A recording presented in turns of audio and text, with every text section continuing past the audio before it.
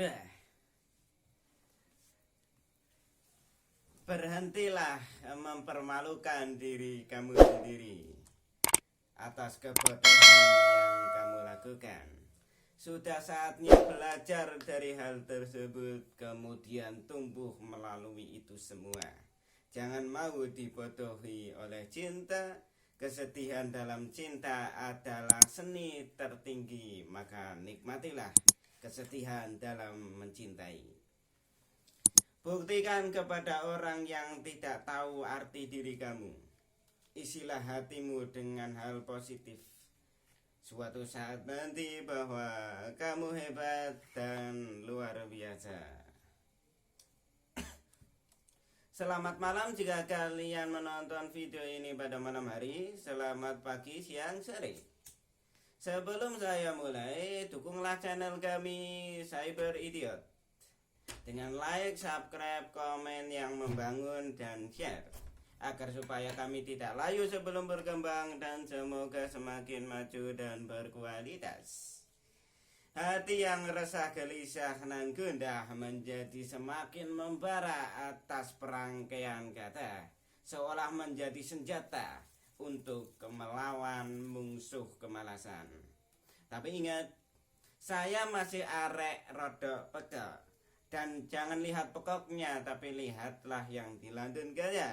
Jika itu telur, maka ambillah walaupun al-kharij min silitil ayam. Materi ini adalah yang terakhir, yaitu sekarang bertepatan pada hari bersejarah, yaitu Hari Pancasila. Dan kemarin kan ada pandemi kesibukan hari raya, jadi kami libur beberapa hari. Ini masih melanjutkan pembahasan Pancasila sebagai sistem filsafat. Dan kebetulan bahwa saya kira pembahasan terakhir ini adalah inti dari kesemua penjelasan yang sudah dijelaskan.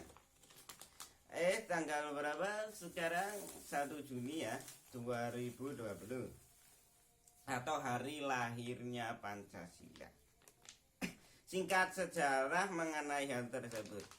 Pada sidang BPUPKI yang berjumlah anggotanya 69 orang, tepat pada tanggal 1 Juni, Bung Karno secara gagah menyodorkan 5 poin yang diusulkan menjadi dasar negara dan kemudian dinamai Pancasila. Walaupun setelah itu ada perubahan di sila pertama.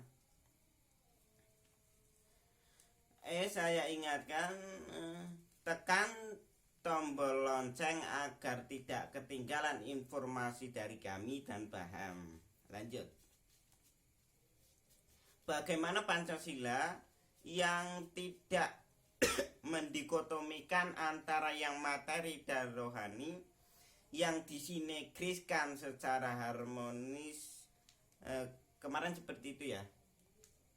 Materi dan rohani pada dasarnya ibarat satu keping mata uang dengan dua sisi yang berbeda.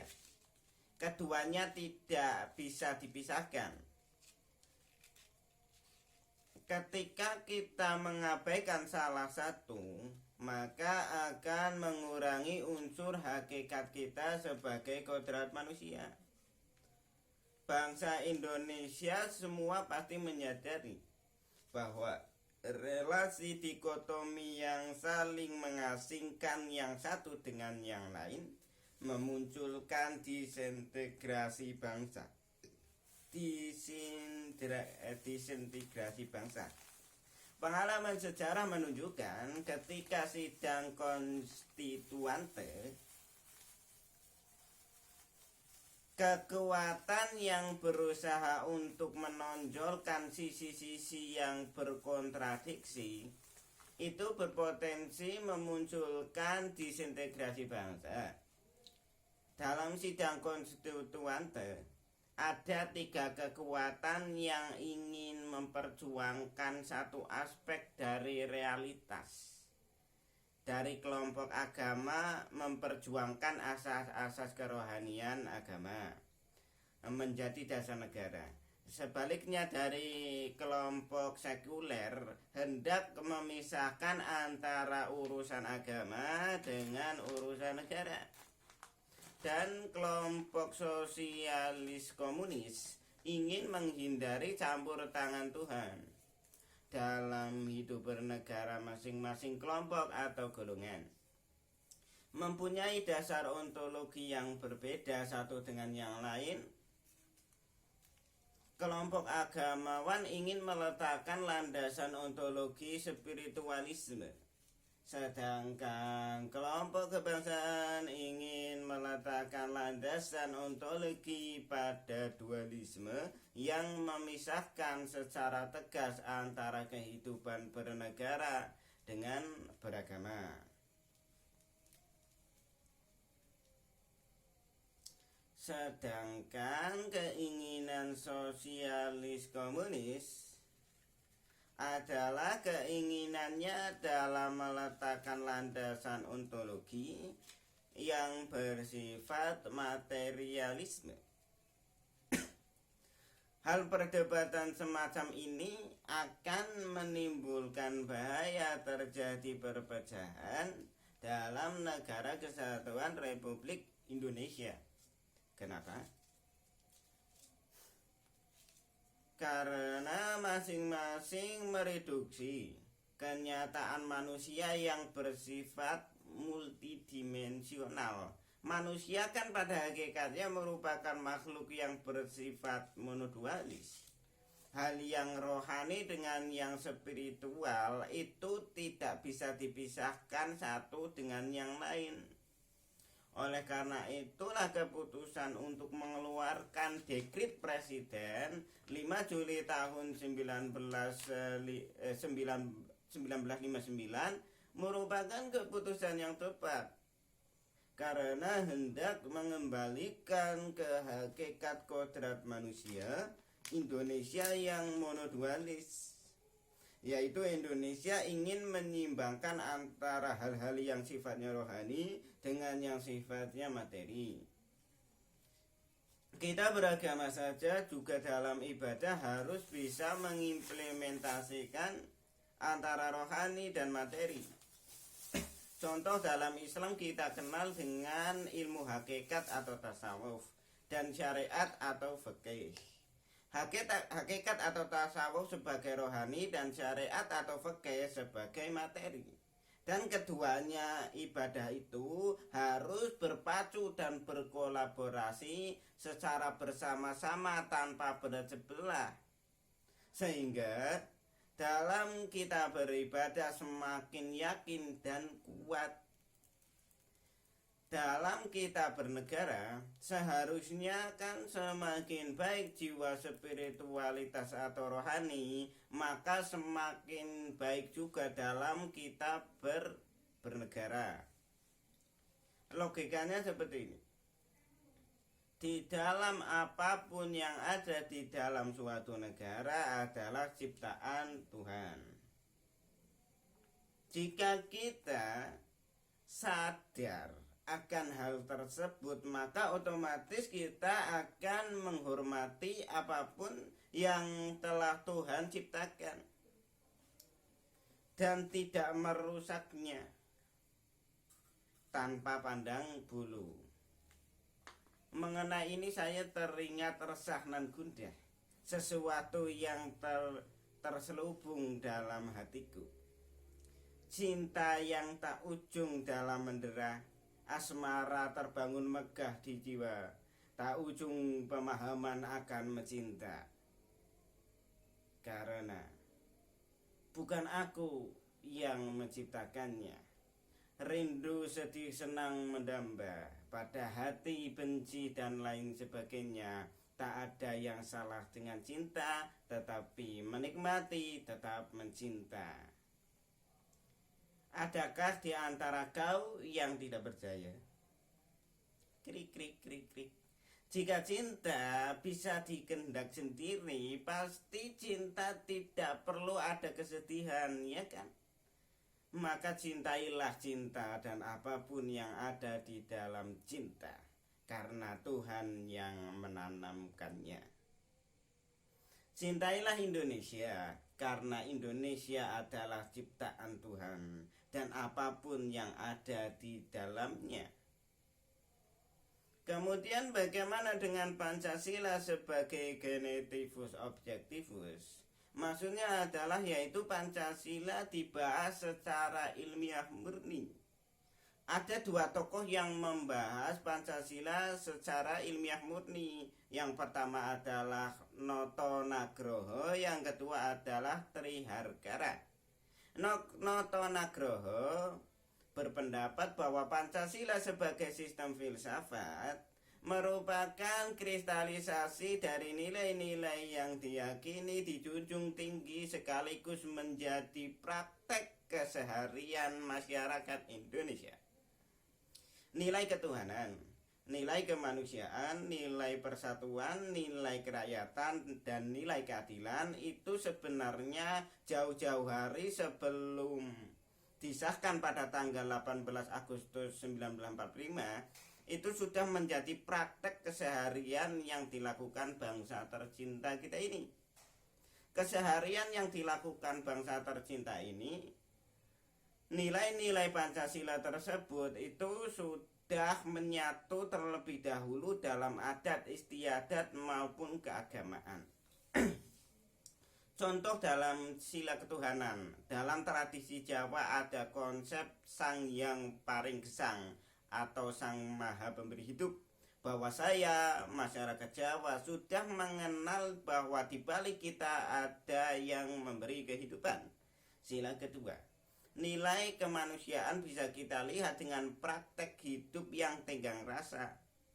Ketika ingin berbuat sesuatu pada orang lain, perlu diterapkan atau direfleksikan ketika hal itu menimpa pada diri kita misalnya, sedangkan akan saling mengasihi terhadap sesama tanpa perlu mempertanyakan apapun agamanya dan lain-lain. Siapapun ditolong, apalagi kalau ada cewek cantik kecelakaan. Wah, pemuda berebut ingin menggendongnya pasti ya, termasuk saya. Kita telah melihat bahwa benih-benih persatuan sudah diperjuangkan sejak zaman kerajaan. Terlebih kerajaan Mojopahit misalnya, pada saat Raja Hayam Wuruk dan Patih Gajah Mada bersumpah untuk memajukan sekaligus mempersatukan wilayah Nusantara. Begitu juga sila keempat yang prakteknya adalah dalam kegiatan rembuk desa atau musyawarah di tingkat desa. Sila kelima juga prakteknya adalah gotong royong. Intinya adalah bahwa sebelum asas dasar negara Indonesia yang kita kenal dengan Pancasila, ini sudah terbentuk jiwa-jiwa Pancasilais masyarakat. Lanjut, bagaimana pendapat Triharkara? Triharkara memandang bahwa keberadaan Pancasila itu tidak perlu kita cari jauh-jauh. Sebenarnya kalau kita mau merefleksikan diri kita, siapa aku, yang bagaimana merealisasikannya kepada sesama, maka akan menemukan dalil-dalil Pancasila. Pemikiran Triharkara dipengaruhi oleh kaum eksistensialis. Kalau tokoh filosof eksistensialis adalah Descartes. Dia adalah ateis. Kalau menurut dosen saya dalam bahasa Arab adalah al-falasifah al-wujudiyah. Filsafat ini, malah membahas filsafat. Kapan-kapan saja membahas filsafatnya, nanti tidak selesai.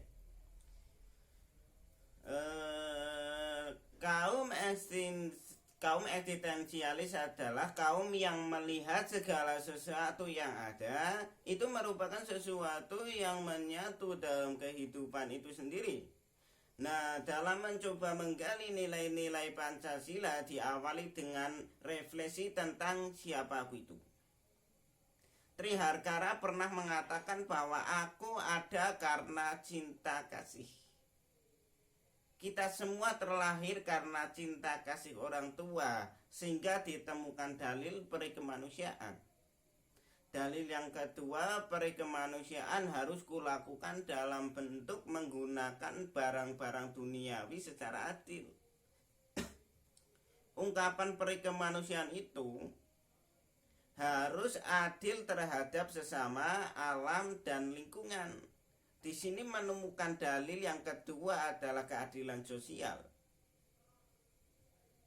Dalil yang ketiga bahwa peri kemanusiaan itu harus dijalankan dalam hubungan bermasyarakat, maka kita harus menghormati hak-hak lain. Di sinilah ketemu dalil demokrasi. Sedangkan kehidupan manusia itu harus kulakukan dalam kesatuannya dengan orang lain yang terjadi karena ikatan sejarah, kebudayaan, kebersamaan, peradaban, dan lain-lain yang menunjukkan kebangsaan, sehingga ketemulah dalil yang keempat, yaitu kebangsaan. Bagaimana dengan dalil kelima? Dalil kelima dimulai dengan merefleksi siapa aku. Di balik aku masih ada aku. Di balik akunya aku masih ada orang lain yang berperan di dalamnya. Di dalam perannya orang lain di dalamnya, dan lebih dalam lagi ada Sang Pencipta, Tuhan yang Maha Esa. Perenungan dalam Pancasila adalah untuk mengekspresikan hakikat keluhuran kodrat manusia. Sistem filsafat yang ada di Pancasila itu lebih komprehensif dibandingkan dengan sistem filsafat yang berkembangan di tradisi barat. Oleh sebab itu kita harus bangga dengan memiliki Pancasila yang akan memberikan daya kekuatan bagi bangsa apabila kita menyatu dalam sikap perilaku sehari-hari, ya kan? Terakhir, salam Pancasila, para pesona pencinta Indonesia. Salam aksara pejuang pena. Hidupkan dunia literasi. Indonesia akan tetap lestari karena masih ada santri dengan gigihnya berbakti untuk negeri. Saya Ahmad Jazuli, dayaku hanya mencintai, namun tak henti menata prestasi. Bah.